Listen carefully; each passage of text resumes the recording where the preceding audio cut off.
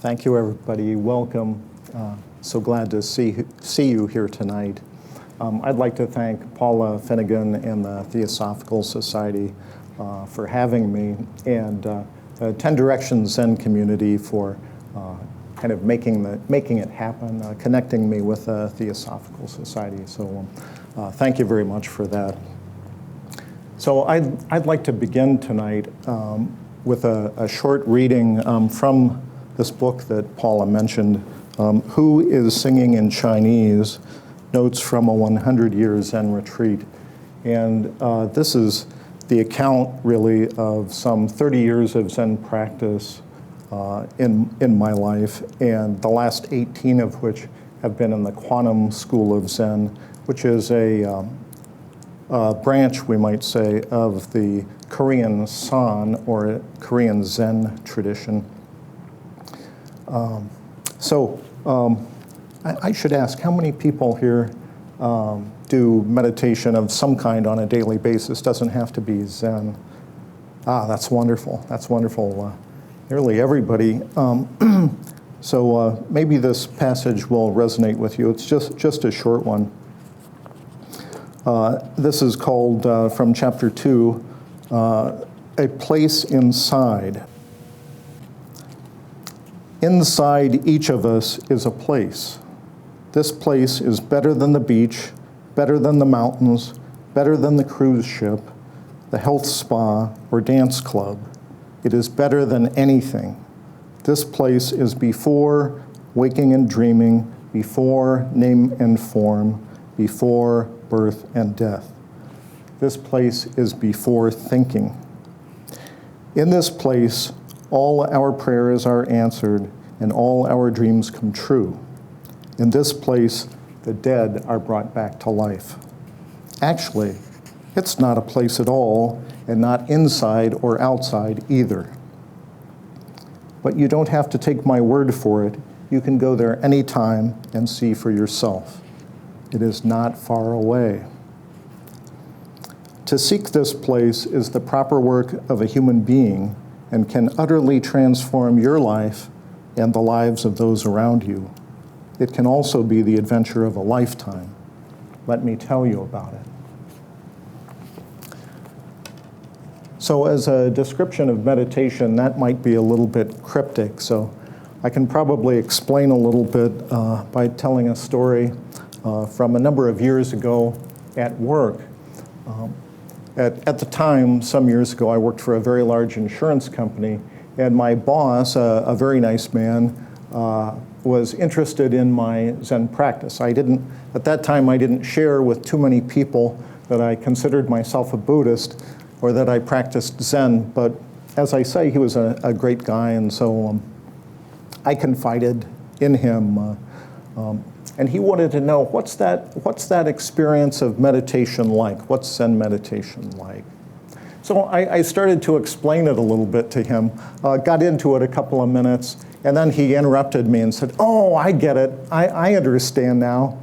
It's just like opening day of gun deer season when I'm up in my tree stand." And I said, "Well, John, you better explain to me what you mean. Tell me a little bit about the tree stand, what happens up there." So he explained. He said, "Well, in the wee hours, not quite light yet, he climbs up into the tree stand. I think he had dragged a chair up there, but there's nothing else up there. And it's a very small space. And in that space, he can only sit or stand for long minutes or hours. And there's nothing to do. You can wait for your deer to appear, but there's really nothing going on up there and nothing to distract you. But there is this significant feeling of physical constraint or confinement." And I said, "Yeah, that resonates with any Zen student or probably any practitioner of meditation. If you sit like this, you're confined to this roughly 24 by 30-inch mat, and you're told not to move. And there's nothing to do, no place to go, nothing to distract you. Your body doesn't move. but as a consequence, your mind moves, maybe a lot, maybe a lot. So I said, John, so far so good. What else happens in the tree stand? So John told me that in the tree stand, once he's up there and settled, he gets busy placing his attention downrange to where the deer is going to appear. All right, so this tree stand faces some kind of a tree line and an opening from that tree line, some kind of meadow or opening where he expects the deer to emerge from the woods. And so he stands up there with his deer rifle and waits for that deer, and his attention becomes very concentrated, very narrow, very focused.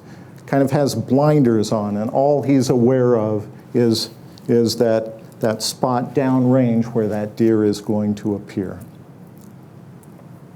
And I told him, yeah, that's certainly familiar to any meditator, not just Zen, but certainly any Buddhist meditator. That's one of the strands or threads of meditation practice that we could call one-pointed mind, or perhaps just concentration. So that's the ability to put your mind, to put your attention anywhere you want it, and then to hold it there. And of course, that's what he was doing, looking down at the downrange at where the deer was going to appear. In Sanskrit, that's called shamatha, which means calm abiding. And again, that's the ability to just let your focus, your attention rest there in one spot. Then he told me about this other kind of attention that occurred in the deer stand. And as time went on, this became more apparent to him. So this was a growing awareness of a more global, more all-encompassing attention. So he was aware of a lot of things, if not at once, at least a lot of things around him with his attention shifting kind of globally. So he explained that as he looked downrange, kind of keeping his attention on this clearing, at the same time he became aware of snow from the trees blowing against his cheek. He became aware of his feet and toes really freezing, getting colder and more numb. He told me about hearing the sound of a branch rubbing another branch or creaking in the woods, somewhere in the woods. And he told me about, becoming aware of a thought appearing somewhere in his mind. So all these things going on. And in the Buddhist tradition generally, we could say that this is vipassana, which means clear seeing. And in our school of Zen, that first awareness we call one mind. That concentration we call one mind. This awareness we call clear mind. So everything appears clearly just as it is. The snow on the cheek, the sound of the branch, and so forth, the thought appearing. Everything appears just as it is, and we say that's truth. But that awareness is clear mind. And then he told me about another kind of experience with this tree stand meditation that surely every meditator is familiar with, whether you do Zen meditation or some other kind of meditation. And that is an experience where he lost either thread. So if one mind and clear mind are two threads of Buddhist meditation, he lost all the threads entirely, and he would kind of come to, he'd realize 20 minutes had passed, and it wasn't that he fell asleep, but his mind had gone somewhere. So he was thinking about last week at work, or next week during the holidays, or some other thing, but kind of lost the thread of any kind of attention, and his mind just kind of unspooled. And probably everybody's experienced that. You don't have to be a meditator to have felt that. You could be riding on a bus or standing in the shower, and that kind of thing happens all the time. And we call that lost mind. So, one mind, clear mind, and lost mind. Of course, there's a big difference between, despite the similarities, between being in a tree stand for deer hunting season and doing Zen meditation. The Buddha taught that all human beings make a big mistake. And that mistake is that we don't know who or what we are. As a consequence of that mistake, not knowing who or what we are, we think we're a self, especially a separate self, and we think that we're separate from everything and everybody else. So we're constantly looking outside ourselves. We're looking out here. Our attention is always focused out here, kind of like with a deer. We're always wanting something. We're always attaching to things. The Buddha taught that this attachment is the source of our suffering and of the suffering of everyone around us. This wanting, this attaching to outside things. Once, many years ago, I was told the story that our founding teacher, Zen Master Seung San, was asked by someone at a talk like this during the question and answer period, why are there nuclear bombs? That's a good question for the Zen master. Why are there nuclear bombs? And all he said was, somebody wants something. Somebody wants something. So that's very good Buddhist teaching. That's right in line with what Shakyamuni Buddha taught. So Zen goes against the grain of all that. Zen completely goes upstream from that, and instead of our looking out here, so our attention focused like a beam out here, it tells us to turn that attention around and shine that light inward. So we shine our attention inward and look directly in at the nature of the mind. That's all. It's actually very, very simple.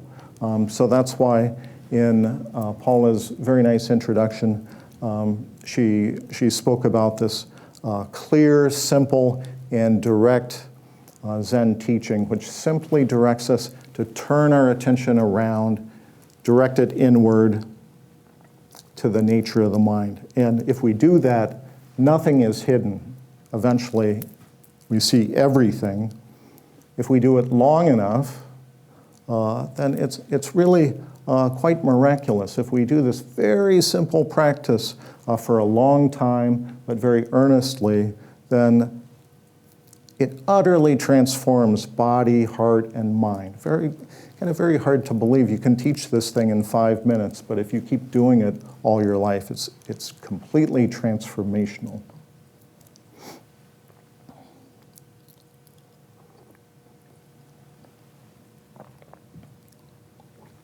So that's Zen, very simple, very clear, very direct. So what makes Korean Zen different? What's distinctive about this Korean San tradition, or Korean Zen, of which the Quantum School of Zen is a part? And that is the central technique or core practice that is sometimes referred to in Korean as shi shim ma. Shi shim ma. And that means simply, what is this? What is this? And that's not an intellectual inquiry. That's a mind practice technique of holding that question very, very deeply while we're looking inside. What is this? And what it really means, another way of talking about it, is what is this mind? What is this mind? So what is this mind points to something. It points to what is this just now that's seeing through these eyes? Just now, what's seeing through these eyes? Just now, what is it that's hearing through these ears? Just now, what is it that's smelling through these nostrils? Just now, what is it that feels through this skin? Just now, what is it that's aware of these thoughts appearing, these thoughts arising? What is that? So that's what shi shim ma means. What is this? What is this mind? So again, just very simple, clear, and direct, always pointing at this mind. So why do that? Why sit and meditate with that question? What is this? You do that in order to get don't know mind, what we call don't know mind, or the mind of not knowing. Or sometimes we say before thinking mind. So that's the mind before any thinking arises, before any thinking appears. Before thinking mind, don't know mind, the mind of not knowing. And actually perceiving this not knowing very, very clearly is itself enlightenment, is itself enlightenment.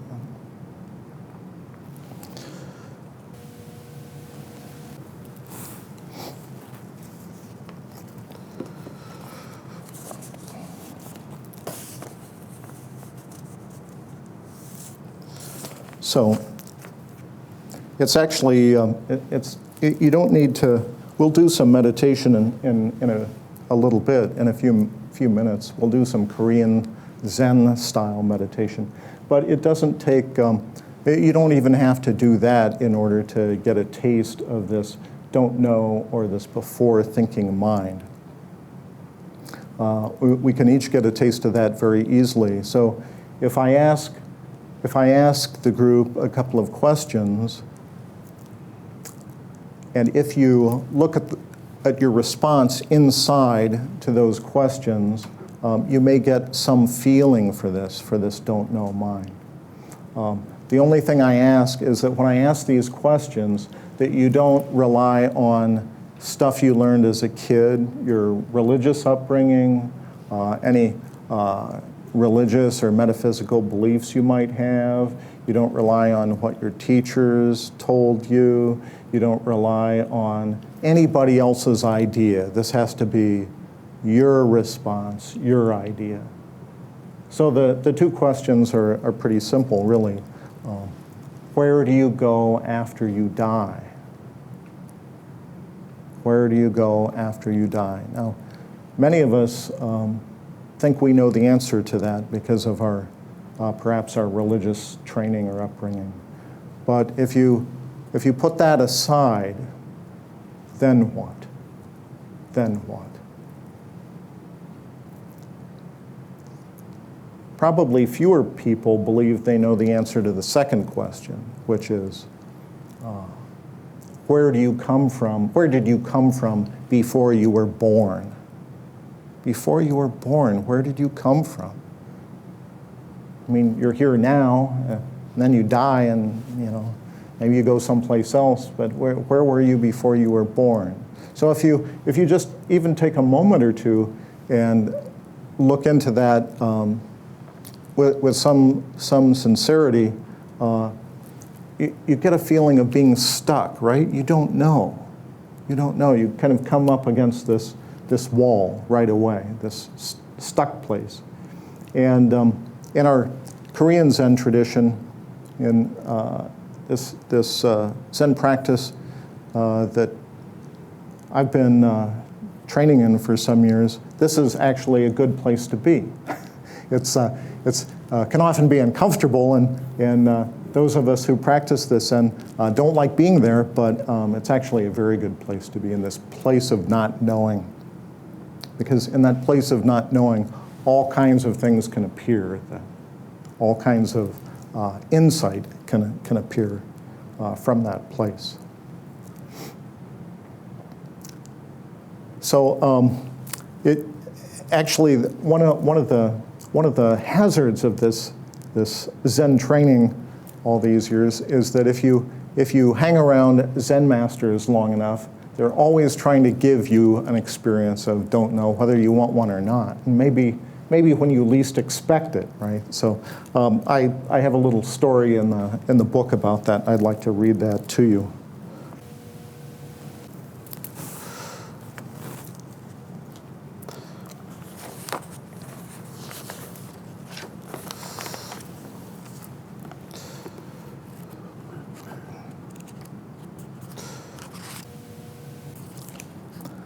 So this chapter is called Live Words. That's a Zen expression, and it begins with what's called a koan, or in Korea they say kongan, which some of you may know is a strange kind of enigmatic riddle-like thing, story of an encounter between two Zen practitioners, often a teacher and a student. And so it opens with just a little encounter like this that's important to the story I'm going to tell about my own encounter with a guy named Zen Master De Kwang. So anyway, first the historical thing. One day, Mangong Sunim was drinking tea with Zen Master Suwal. In the middle of their conversation, Suwal picked up a teacup and said, "Don't say this is a teacup. Don't say this is not a teacup. What can you say?" Mangong answered correctly, so Suwal was very happy. And then this Kangan or koan asks the student, if you were there, what could you answer? Don't say this is a teacup. Don't say this is not a teacup. What can you say? All right. So there we were, just Zen Master De Kwang and I, having breakfast in a diner on Madison's east side. This morning found him not in the long gray robe and brown casa of last night's public talk, but wearing his street clothes, which was to say the gray cotton monk's pants and large buttoned tunic that looked distressingly like pajamas. Despite his Asian monastic dress and Dharma name, De Kwang Sansa was not Chinese, Korean, or Japanese, but hailed from Lincoln, Nebraska, and spoke with the flat drawl of the Great Plains. At that time, I would have put him in his early 50s. A looming presence at 6 foot something, De Kwang Sanim was square-jawed and powerfully built with the gleaming skull of the ordained monk. He met the world with a clear, penetrating, and thoroughly unsettling gaze. When strolling down State Street near campus, I had watched him stand impassively in gray monk's clothes, white athletic shoes, and a gray Irish bucket hat, while the crowd parted around him like a torrent flowing around a mountain. His center, as we say, did not move. One of my new Dharma sisters suspected that De Kwang Sanim could read her mind, and the senior Zen students who hovered around him looked thoroughly cowed, if not downright frightened, a reaction he did little to discourage. Pajamas or no, you would not mess with this guy. And then we skip a little bit, which was maybe why I found myself sitting in a restaurant with De Kwang Sanim this morning. It was his new favorite breakfast spot in town, an old neighborhood gas station converted into a 1950s style diner with lots of chrome, gleaming swivel counter stools, and vintage Fiestaware pictures displayed behind the counter. Neon art and old black and white photographs covered the walls. Amid the clatter of tables being bussed and the din of a Saturday morning breakfast crowd, the conversation at our booth faltered and faded into silence. We drank our coffee and looked at each other. We looked away and drank more coffee. This is hard work, I was thinking, as I racked my brain for something to say. De Kwang Sanim, it appeared, was a man of very few words, and by natural temperament, I was reserved to the point of being functionally mute. Still, it's always a Zen master's job to teach, and so he lobbed a question like a bomb into the strained silence between us. "How does that coffee taste?" he asked. Oh shit, an odd question under the circumstances, don't you think? Now he had my attention. Zen Master De Kwang and this school of Korean Zen may have been new to me, but I had been around the Zen world long enough to know that this was not a social question, not our waitress asking, "How is everything tasting, hon?" Something more was going on. You see, De Kuang Sanim is heir to the ancient live words tradition of Tang Dynasty China. At that time, Zen teachers and their students lived and worked closely together, exchanging challenges and teaching on the fly, and attainment of the enlightened mind was demonstrated, or not, amid the nitty-gritty of daily life, of pounding rice, cleaning the latrine, or drinking tea. Or in our case, drinking coffee. Too bad for me, but De Kuang Sanim's question was a living, breathing example of live words in action. Talking about this is tricky to say the least because live words point directly to our before-thinking mind where words and speech cannot go. Zen masters use live words to express or elicit an experience of true nature. Dead words, on the other hand, are dead precisely because they are one step removed from life. They reflect our habitual entanglement in the dream of the small self and our estrangement from the fundamental realities of our lives. How does that coffee taste? This was a live words challenge, an invitation, if you will, to Dharma combat.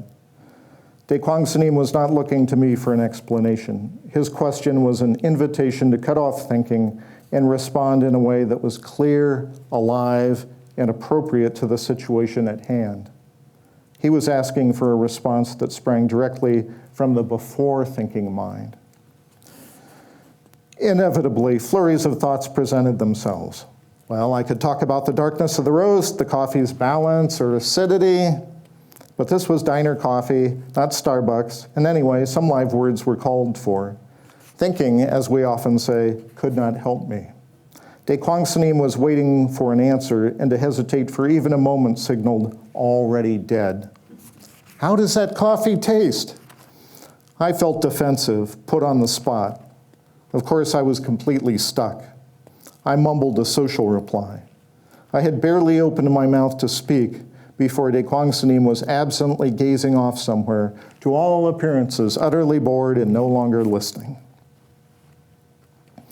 In Zen, it is said that the question is more important than any answer that you could provide. During the next couple years, whenever Zen Master De Kuang was in town and we had coffee or a meal together, he posed the same question. Right about the time I realized I might have an answer for him, he stopped asking. So actually, you don't even need to hang around with a Zen master to get an experience of this don't know, because life presents these all the time. And the title of this book, Who is Singing in Chinese, is actually an example of just such a situation. This is something my father said on his deathbed. It was his final gift to me and gave me a very strong experience of don't know. So I'd like to just, I've kind of been reading a lot, so I'd like to just tell you about it, even though I write about it in the book. So maybe 8 years ago, something like that, 8 or 9 years ago, my Zen teacher had assigned me a 100-day practice period, 100-day retreat of sorts. But I'm a married guy. I have a wife. At the time, I'm retired now, but at the time I had a corporate job, and I couldn't do as many people in our school do and go off to a cabin somewhere and sit Zen for 100 days. So my teacher devised a fiendish schedule designed to allow me to practice some 4 hours a day for 100 days amid the nitty-gritty of a marriage relationship, a corporate job, commuting back and forth to work, various family obligations, all this kind of thing. And then the clinker in this was at day 50, at the midpoint of the retreat, you add an hour of practice at midnight for 5 hours of Zen practice per day. So, and that runs for just a week, so it doesn't go for the remaining 50 days, but at any rate, so there you are doing your 4 hours of Zen practice a day and working and so forth. And then at midnight, for a week, you get up and do another hour, and then you go back to bed. But then the alarm rings pretty soon at 3:30, and you have to get up and practice Zen some more and get ready for work.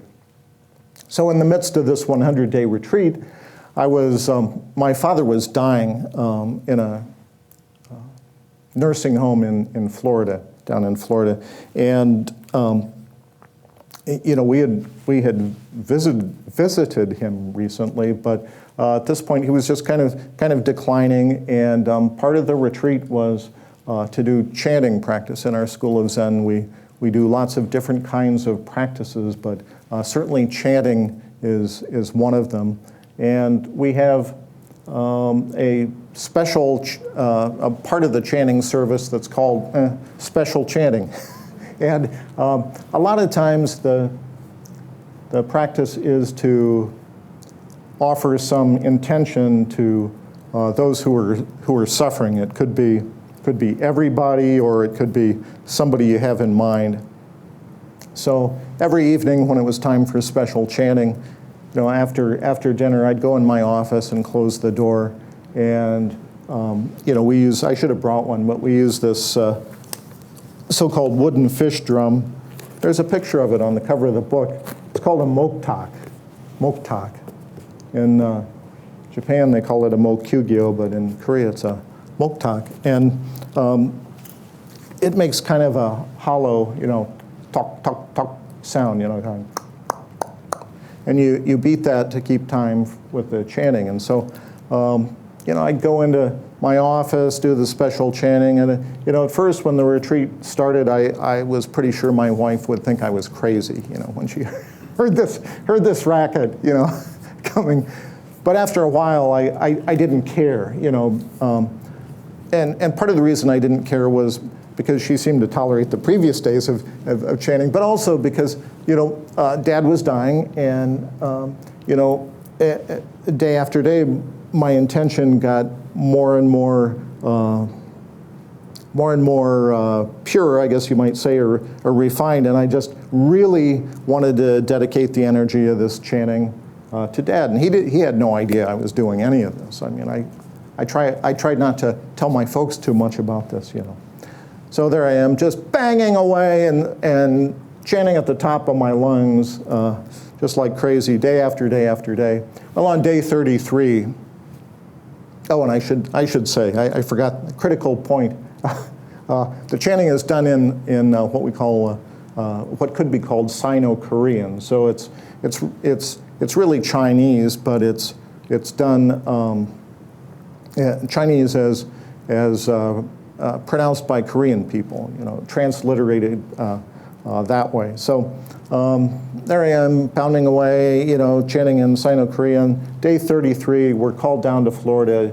The nurses let us know, if you want to see your father again, once more in this lifetime, you better get down here fast. So my brothers and I and our wives, we all get airfare, head down to Florida, to the Fort Myers area, get off the plane, go driving to the nursing home.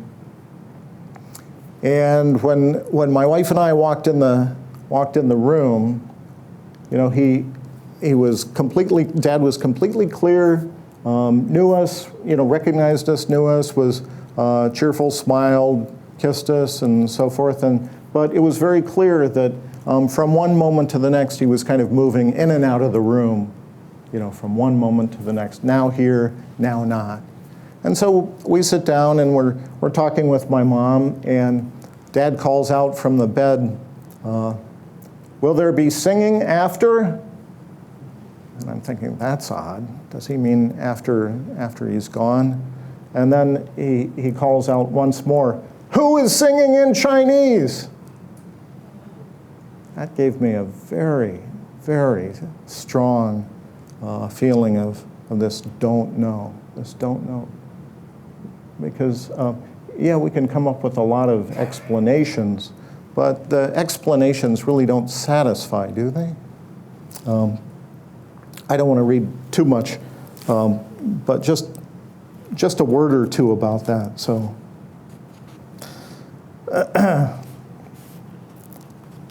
So Dad, in the text here, calls out, "Who is singing in Chinese?" Now, don't you have to ask yourself, what was that about? Doesn't it stop your mind in its tracks, if only for an instant? Does it open a gap in the seemingly impervious wall of your thinking, letting in a fresh breeze from who knows where? Of course, we are all so quick to try to close the gap, to paper over the hole in the plaster, to shore up the crumbling foundation of the house. And so we create explanations, which in the end don't explain anything. We hang on for dear life to somebody else's thinking in the face of this enormous don't know. Friends later suggested any number of theories to explain what had happened, that this special chanting practice from my 100-day retreat had somehow accompanied me into Dad's room, that his mind and mine had simply connected, that for all I knew, he had made a wrong turn, missing Methodist heaven and stumbling into the pure land of Amida Buddha, where I suppose they chant in Chinese. Can any of these explanations really satisfy? In the words of the eminent ancestor Dawi, whatever side you come at it from, that's not it, you're wrong. As I later told a Dharma friend to whom I recounted this story, if we think we understand this life, then we're not keeping a sufficiently broad view. All right, so that's probably enough reading. I think maybe we could try a little Korean-style Zen meditation. So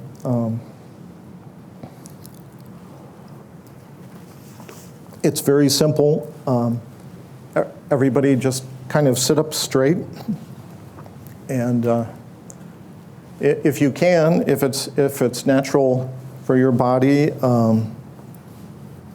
if you can sit up straight without leaning back, that could be helpful. But if you're leaning back, that's okay too.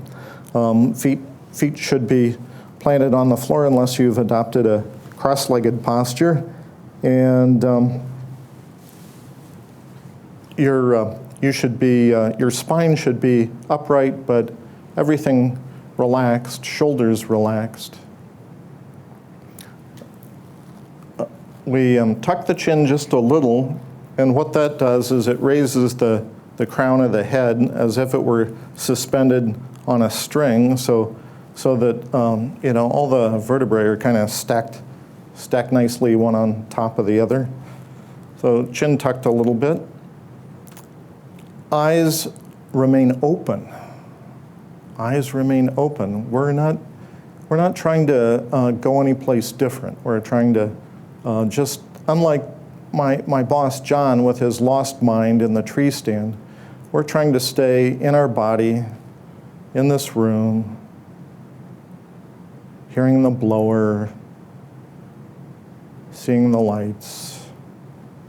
So eyes open, but at a 45-degree angle. Soft gaze. You can soften your gaze. So you can still see, but you're not really looking at anything real sharply.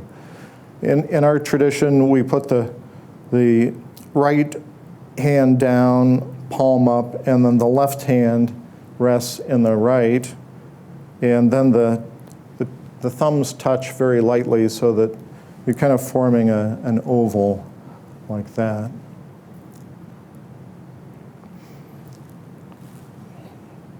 We just breathe naturally. Don't need to do anything special with the breath. Breathe through the nose if you can. Also, we relax the abdomen completely. We just let the belly fall forward and down if we can. Just relax that. And if you can, kind of let your attention drop to just below your navel. That point we call the tangen. That's considered the spiritual center.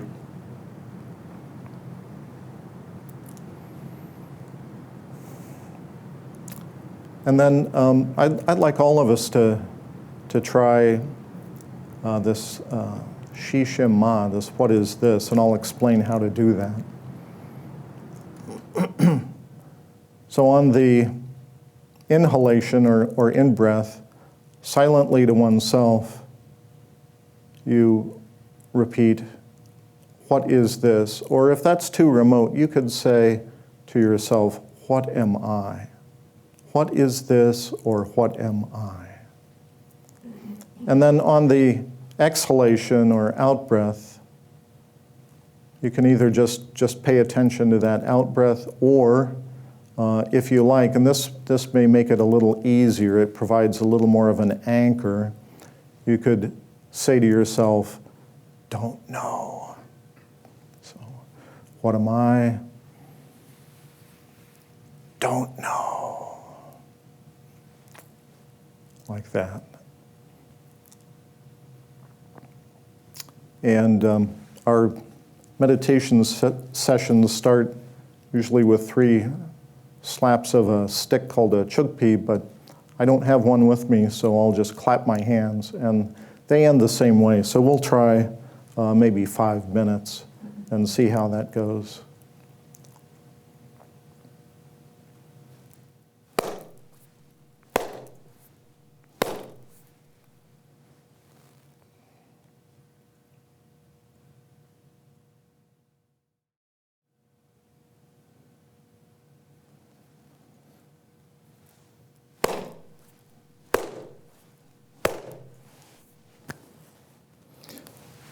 So let's take some questions, or if you have any comments about what we just did, that's fine too. Regardless if you're new to meditation or mindfulness, or you've been a long-time practitioner, the mind always wanders. What is a good way to keep bringing your mind back to the question or to your breath? If you could elaborate a little bit about that. Sure.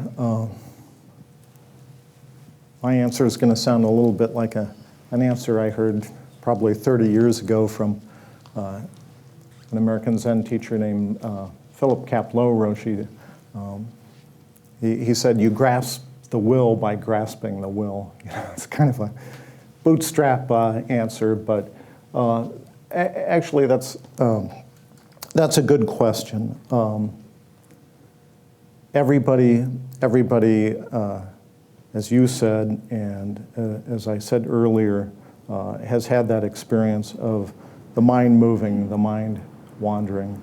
And the main thing is just to be aware, as soon as we're aware that we've lost the thread, that the mind has moved, that we've been somewhere, actually right then, we're already awake. I mean, that's already kind of a little wake up or enlightenment moment. So you've already done it. You've already done the work. So then, just don't be lazy. Then just bring the mind, the attention back to the mind practice technique, whatever it is that you're doing. What is this, or what am I? Don't know, or perhaps the breath, following the breath, or counting the breath. Just gently but firmly bring it back. Over time, the ability to not have it move is from doing just that. It's like you're. It's very unglamorous. It's like you're building a muscle. It's like going to the gym. You're just building this habit and this kind of mental muscle to keep bringing your attention, your focus back to just now, to this moment, and to wherever you have told yourself you want your attention to be, to just keep bringing that focus back. Having said that, now does that answer your question so far? Yeah, it helps. Having said that, I've been telling members of our Sangha for some time that actually this business of meditation it's a win-win. You can't lose. You really can't lose, because we talked about these 2 threads. concentration, and then this insight element. So actually, people don't often appreciate, but when their mind wanders, and they see all the things that appear when their mind wanders, they're seeing their mind habits. They're seeing their particular pattern. So you're getting very wise to yourself. You're getting very intimate with yourself, getting to know who and what kind of animal you are, you know. And that's insight. I mean, people often beat themselves up and say, "Oh, I couldn't hold the mind practice technique. You know, my concentration was horrible. All I could do was daydream or maybe fall asleep or something." But you know what? Even when you're doing those things, you're learning who and what you are, and eventually, you have the opportunity to start to see through those things. We do have a question from online. How does one harmonize the meditation based in a seed thought versus meditation based in observing and just let awareness be? Possibly. Okay, so all right. So maybe harmonizing the concentration element and the insight element. Yeah. So those things. There's really no need to harmonize anything. Those two threads of our meditation effort are always present. They're always present, and sometimes concentration is stronger. Sometimes that side is stronger, and so we're able to. It's possible to do a very aggressive kind of meditation where it's just, you know, cutting thought, really, just cut, you know, just really aggressively, forcibly, you know, coming back, you know, just this moment, just cut. Anytime a thought appears, just cut it off, and that may have its uses, but that's kind of an example of a very, very strong, like 90% or 100%, you know, this concentration, this one-pointed style. But inevitably, these things fluctuate. So we might have very strong concentration at some point, and then at other times, maybe we're not keeping as strong a concentration. But you know, the Buddha taught the middle way, and so then it's possible for something to appear. And in my view, this is just, you know, my view from personal experience. I believe that it's actually, if we maintain kind of a balance, or as good a balance as we can, so that we have our awareness on whatever the object of our meditation is, but we're otherwise relaxed, then, you know, things can appear. And where will this wisdom come from? Where will our creativity come from? Where will our insight come from, if not from those things? How will we come into a new relationship to our thinking, to our thoughts, if no thought ever appears, if we just cut, you know? So maybe that wasn't precisely the question, but just naturally, by natural process, based on whether we're tired or whether we're very alert, the balance between those two elements is going to change all the time. But then our job is to just do the practice, just do the practices as best we can, and when our mind habits appear, then we get to see them possibly for the 10,000th or millionth time. But at some point, seeing them, we'll begin to see through them. So, you know, going back to my original statement around this, that meditation is a win-win. even when we're seeing our junk, time and time and time again, this is, in my view, this is positive. This is a very positive development, because each time we see our stuff, we take a little bit of energy away from that. Okay? Each time we see our stuff and then come back, we take some energy from those mind habits, from that material. Yes? I've been trying or allowing my formal meditation practice to inhabit my daily activities and trying to be mindful all the time as much as possible. And my question is, how do we balance the desire to not be judgmental, to being open to experience and to not thinking too much and just experience, with the practical need to make decisions, sometimes rapid decisions, interacting and getting things done? How do we balance that? Okay, thank you. That's a great question. In our tradition, we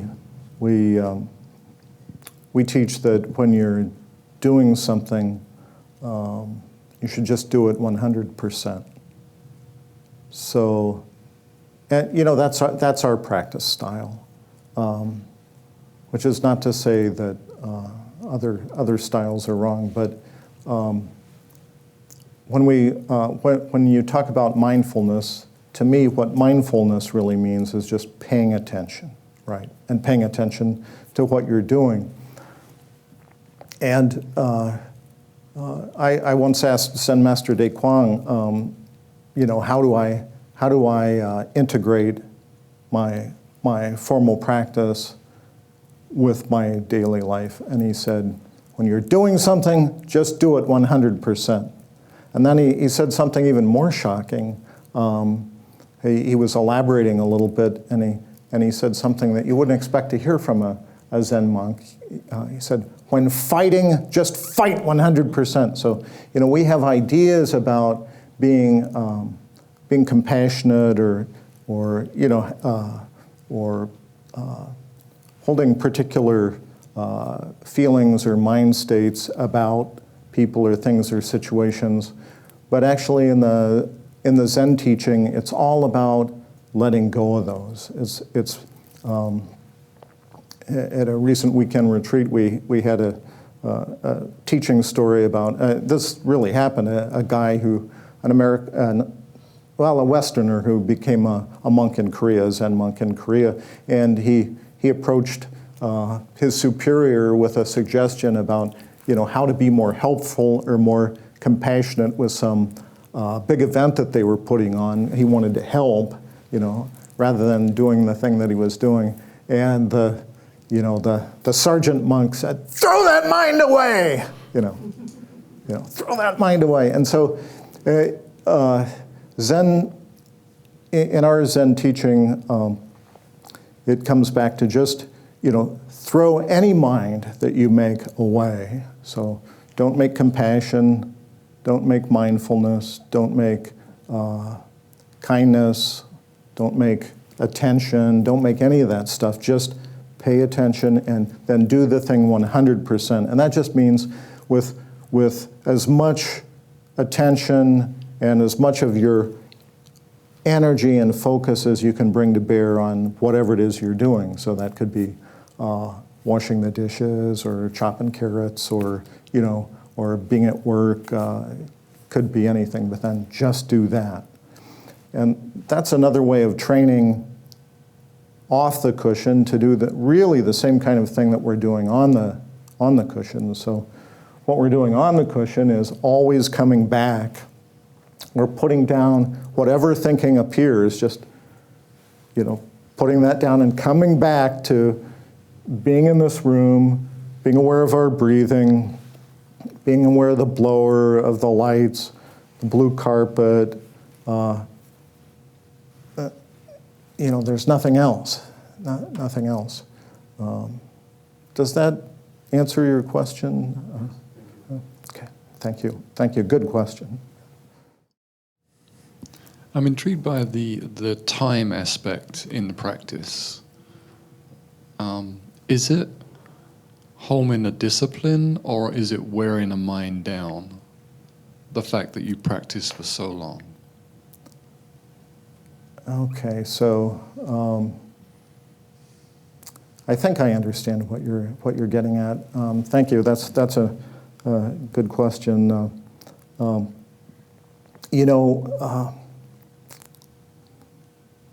As I was talking about previously, the practice is really kind of, in a certain way, unglamorous.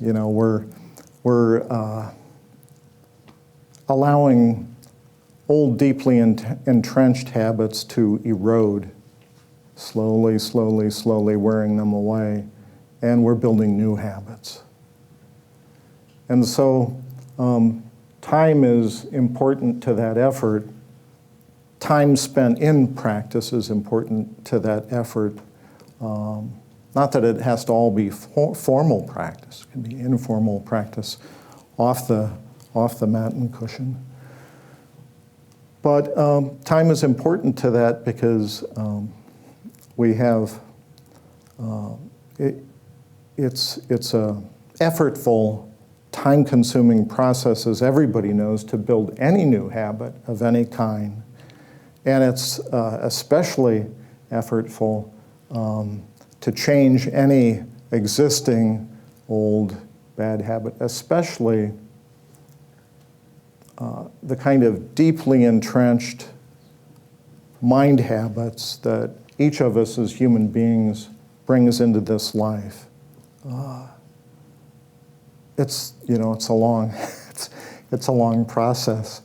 I mean, it doesn't have to be, but for many of us, I'm sort of a late bloomer in this thing. I mean, I've been sitting for probably 30 years on a daily basis, but much longer than that, kind of before that sort of stop and start. And it took me a long time. Well, even my teacher told me at a certain point, well, gee, it sure took you long enough. And he's right, he's right. But, it takes as long as it takes, right? And I'm a late bloomer. I don't mind. Oftentimes, authors, they'll write a book and they'll realize that they learned something new about the topic they're writing on. And additionally, they will also learn something about themselves. Yeah. And I was wondering if you could comment on that, please. Oh, thank you. That's a nice question. Actually, the thing that comes most immediately to mind is that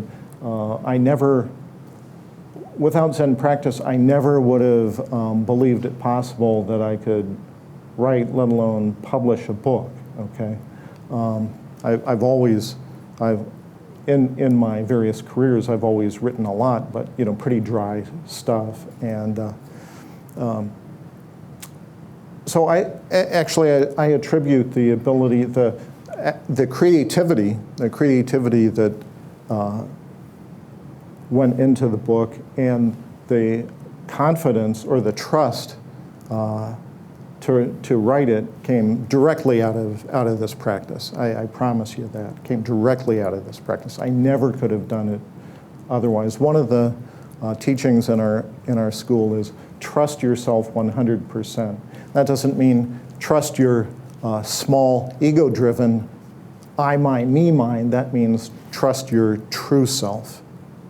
And I did that because when I first started to write, I was afflicted by what I like to think of as the cruel editor. The cruel editor lived up here. Nothing was good enough. Nothing was acceptable. But thanks to this beautiful Zen practice, I was able to get through that, get beyond that, and find some kind of voice, and then just go with that. And I attribute it completely to this practice. As far as what I've learned from writing it, practice doesn't hold still. There's a need to continue to practice always, and I'm working on another book, but this one I'm thoroughly sick of. It feels like old hat, and it feels like, well, okay, I sort of get what I was trying to present there, but I'm not so interested in that now, and let's move on to the next thing. And that's the movement of our Zen practice too, is to always keep practicing. That the need to do that never ends. I don't know if that helps, but yeah.